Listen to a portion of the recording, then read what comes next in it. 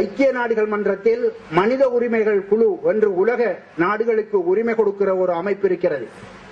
அந்த ஐக்கிய நாடுகள் மன்றம் யுஎன்ஓ, அந்த ஐக்கிய நாடுகள் மன்றத்தில் உலக நாடுகள் மாமன்றம், அந்த மன்றத்தில் இருக்கிற மனித உரிமைகள் குழு, அந்த குழுவுக்கு உலக நாடுகள் உறுப்புரிமை பெற்றால் அது பெரிய பெருமை.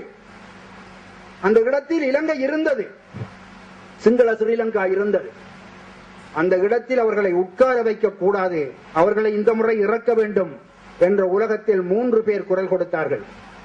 யார், எங்கிருந்து குரல் கொடுத்தார்கள்? பக்கத்தில் இருக்கிற தமிழ்நாட்டில் இருந்தா, அல்லது இந்த தமிழ்நாடு தன்னை உள்ளடக்கி கொண்டு தன்னுடைய வாக்குகளால், அவர் நோபல் பரிசு பெற்றவர், முன்னாள் அமெரிக்க குடியரசுத் தலைவர் ஜனாதிபதி, அவர் சொன்னார், அவர் இப்பொழுது உலகத்தில் ஒரு பெரிய அமைப்பை வைத்திருக்கிறார், மனித உரிமை அமைப்பு. சொன்னார், கடைசி வரை உலக நாடுகள் சிங்கள ஸ்ரீலங்காவுக்கு மனித உரிமை குழுவில் இடம் கொடுக்க கூடாது என்று சொன்னார். இது நான் பேசுவது 2 வாரங்களுக்குள் நடந்து முடிந்த ஒரு செய்தி. இன்னொரு நோபல் பரிசு பெற்ற ஒரு மிகப்பெரிய தலைவர், அவர் எந்த நாடு? தமிழ்நாடா, இந்தியாவா? அவர் ஆப்பிரிக்காவில் மாண்டேலாவுடன் பல ஆண்டுகள், 15 ஆண்டுகளுக்கு மேல் சிறைவாசம் அனுபவித்தவர். பிஷப் டெட்டோ நோபல் பரிசு பெற்றவர், பெரிய தலைவர். அவர் சொன்னார், கடைசி வரை சிங்கள ஸ்ரீலங்காவுக்கு இடம் கொடுக்க முடியாது, மனித உரிமை குழுவில் இறக்க வேண்டும் என்று சொன்னார். அதே போன்று அர்ஜென்டினாவில் நோபல் பரிசு பெற்ற ஒரு பெரிய தலைவன், அவன் சொன்னான். இந்த 3 உரத்து முழக்கமிட்டார்கள். நம்முடைய தமிழ்நாடும் முழக்கப்படவில்லை, அல்லது இந்தியாவும் முழக்கமிடவில்லை. இன்னும் சொல்ல போனால் இந்திய அரசு சிங்கள ஸ்ரீலங்கா அந்த ஐக்கிய நாடுகள் மன்ற மனித உரிமை குழுவில் உறுப்புரிமை பெற வேண்டும் என்று போராடியது, அதற்காக படாத பாடுபட்டது. ஆனால் அமெரிக்காவின், ஆப்பிரிக்காவின், அர்ஜென்டினாவின் தலைவர்கள், நோபல் பரிசு பெற்றவர்கள், சிங்கள ஸ்ரீலங்கா அதில் இருக்கக்கூடாது என்று வாதாடினார்கள். மகிழ்ச்சி அடையுங்கள், நமக்காக உலகத்தின் குரல், சிங்கள ஸ்ரீலங்கா இறக்கப்பட்டது, போன வாரம் இறக்கப்பட்டது என்று அந்த குழுவில் சிங்கள ஸ்ரீலங்கா இல்லை. நான் என்ன சொல்ல வருகிறேன் என்று சொன்னால், நமக்காக அடுத்தவர்கள் கூட பேசுகிற காலம் ஒன்று கனிந்து கொண்டிருக்கிறது. நாம் ஊமையாக இருக்கக்கூடாது என்பதைத்தான் நான் சொல்ல வருகிறேன். நமக்கு மிகப்பெரிய பொறுப்பு இருக்கிறது என்பதை சொல்ல வருகிறேன். அமெரிக்க அரசு என்ன சொல்லும், எது சொல்லும், எப்போது சொல்லும், யாருக்கும் தெரியாது. ஒரு தூதர் அமெரிக்காவிலிருந்து பிளேக் என்ற ஒருவர் போனார் போன வாரம். அவர் போய் இலங்கையை எல்லா இடமும் சுற்றிவிட்டு வந்து ஒரு அறிக்கை என்று சொன்னார். அது என்ன அரச தந்திரமோ என்னமோ எனக்கு தெரியவில்லை. நான் எல்லா தமிழ் மக்களிடையேயும் போனேன், யாரும் தமிழீழம் தனி நாடாக வேண்டும் என்ற கொள்கையுடையவர்களாக இல்லை, நான் பார்க்கவில்லை என்று சொன்னார். ஏன் சொல்கிறான், எதற்கு சொல்கிறான் தெரியவில்லை. ஆனால் ரீகன் என்று அமெரிக்காவில் ஒரு முன்னாள் ஜனாதிபதி இருந்தார், உங்களுக்கு தெரியும், குடியரசுத் தலைவர் ரீகன், ஒரு நடிகராக கூட இருந்தவர். அவருக்கு செயலாளராக, கூடவே உதவியாளராக இருந்தவன் புரூஸ் பெயின் என்று சொல்கிறவன். அவன் இப்பொழுது தமிழீழம் அது பற்றியே சிந்தித்துக் கொண்டிருக்கிறவன். மிக அண்மையில் ஒரு பெரிய அறிக்கை வெளியிட்டானவன், தமிழ் ஈழம் டிசர்வ்ஸ் ஸ்டேட்ஹுட் என்று வெளியிட்டான் அறிக்கை. தனி நாடு தமிழீழத்துக்கு உடன் தேவை என்று எழுதினான் புரூஸ் பெயின். அவன் உடனடியாக பிளேக்கு நேற்று பதில் கொடுத்திருக்கிறான்.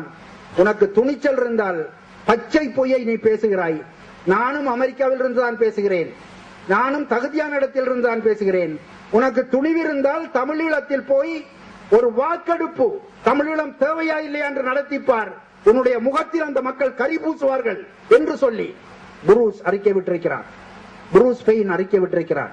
நான் இதையெல்லாம் ஏன் சொல்கிறேன் என்றால், அந்த மண்ணில் பாடுபட்டு அந்த மக்கள் வளர்த்து வருகிற விடுதலை போர் ஒரு முதிர்ச்சியான நிலையை அடைந்திருக்கிறது. இருந்தாலும் அதற்கான ஆதரவு குரல் இந்த மண்ணிலிருந்து பெரிய அளவில் வந்தாக வேண்டும். அதற்கு இலக்கியர்கள், கலைஞர்களுடைய பங்களிப்பு மிக மிக தேவை என்பதை நீங்கள் மறந்துவிடக் கூடாது.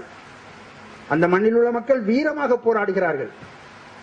அந்த மண்ணில் இருக்கிற மக்களிடம் 3 படையும் இருக்கிறது. தரைப்படை இருக்கிறது, கடல் படை இருக்கிறது, வானப்படை, வான்படை இருக்கிறது. அவர்கள் வளர்ச்சி பெற்றிருக்கிறார்கள். எப்படி? தன்னந்தனியாகவே வளர்ந்தார்கள். உலகில் எவருடைய ஆதரவும் இன்றி வளர்ந்தார்கள். தெரிந்து கொள்ளுங்கள், ஒரு 25,000 படை வீரர்களுக்கு மேல் என்று அந்த இயக்கத்தில் இருக்கிறார்கள்.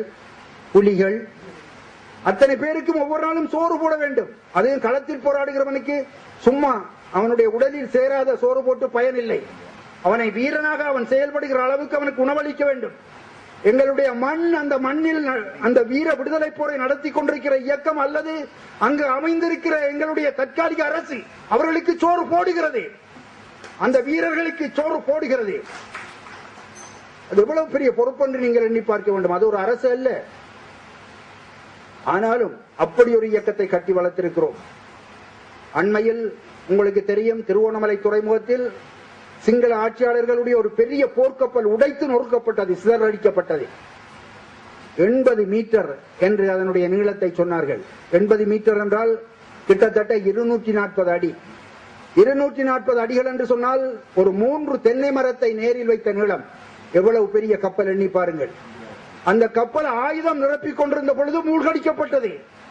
அப்படி மிக வீரமான ஒரு போரை அந்த மண்ணில் மக்கள் நடத்தி கொண்டிருக்கிறார்கள். ஏனென்றால் மிக கொடுமையான பேரழிவுகளை, சிங்கள வெறிபிடித்த ஆட்சியாளர்களின் மிகப்பெரிய கொடுங்கோன்மையை, துன்புறுத்தலை, அந்த மண்ணில் சாவை அந்த மக்கள் சந்தித்துக் கொண்டிருக்கிறார்கள். ஆகவே அவர்கள் திட்டமிட்டு போரை வளர்த்துக் கொண்டிருக்கிறார்கள்.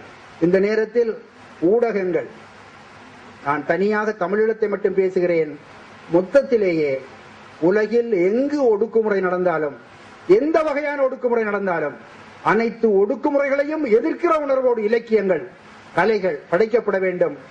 இப்பொழுது சிறந்த ஊடகமாக வளர்ந்து கொண்டிருக்கின்ற இந்த குறும்படம், அதை பார்க்கிற பொழுது உண்மையிலேயே மிக பெரிய அளவில் பீத்திக் கொள்ளாத மிக அழகிய ஒரு இலக்கிய வடிவம் என்று சொல்லுவதா அல்லது கலை வடிவம் என்று சொல்லுவதா, மிகச் சிறப்பாக அது அமைந்திருந்ததை பார்த்தேன். நமக்கு தேவைப்படுகிற காலம், தமிழினம் ஒட்டுமொத்தமாக காக்கப்பட வேண்டும். இங்கே ஒரு அரும்பெரும் தலைவர் அமர்ந்திருக்கிறார், பழ நெடுமாறன் அவர்கள். என்றும் தமிழீழ மக்களின் நெஞ்சில் ஒரு மிகப்பெரிய ஒரு உணர்ச்சியை ஊட்டுகிற ஒரு நம்பிக்கைக்குரிய தமிழ்நாட்டின் ஒரு பேராளராக அவர் என்றுமே எங்கள் மண்ணின் மக்களால் கருதப்படுகிறார். நான் என்ன சொல்லுகிறேன் என்றால், உங்களுக்கு நிறைய பொறுப்புகள் இருக்கின்றன. நான் சொன்னதை போல கலைத்துறை தமிழையும் அழித்துக் கொண்டிருக்கிறது, தமிழனையும் அழித்துக் கொண்டிருக்கிறது, தமிழனுடைய பண்பாட்டையும் அழித்துக் கொண்டிருக்கிறது. எதிலும் முழுமையாக பார்க்க முடியவில்லை. மருத்துவர் ராமதாஸ் ஐயா அவர்கள் முடிந்தவரை, தன்னால் முடிந்தவரை பாடுபட்டு தொலைக்காட்சியில் அவருடைய ஏட்டில் தமிழை வளர்க்கிறார். பெயர்களை தமிழாக வைத்து திருமாவளவன் ஒரு பக்கம் தன்னால் முடிந்ததை செய்து கொண்டிருக்கிறார். பல தலைவர்கள் ஈடுபாட்டோடு ஈடுபடுகிறார்கள், நான் இல்லை என்று சொல்லவில்லை, உணர்வாளர்கள் இருக்கிறீர்கள். என்றாலும் பெரிய அளவில் இந்த ஆங்கிலத்தின் பாய்ச்சல், அதையெல்லாம் இந்த ஊடகங்கள் மூலமாக நீங்கள் நிறுத்தி அதை தடுத்து தமிழினத்தை காக்க முன்வர வேண்டும்.